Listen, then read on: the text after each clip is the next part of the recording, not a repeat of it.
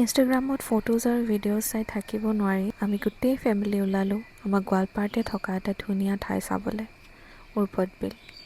Specially মই চাব বিচাৰিছিলোঁ সেই ইউনিক পিংক আৰু হোৱাইট ল'টাছটো, যোনটো সঁচাকৈ ক'ব গ'লে মই অকল কে ড্ৰামা আৰু চি ড্ৰামাতহে দেখিছোঁ। কোনোবাই যদি আগত ক'ৰবাত দেখিছা নাজানো দেই। প্ৰথমতে আমি আগিয়া পৰা এটা ৰাস্তা লৈছিলোঁ, কিন্তু মানুহ কম দেখি ভাবিলোঁ চাগে এইটো ছাইডত ব'টিং নহয়, সেইকাৰণে শ'লমাৰী কালী মন্দিৰ ৰাস্তাটো লৈ সোমালোঁ।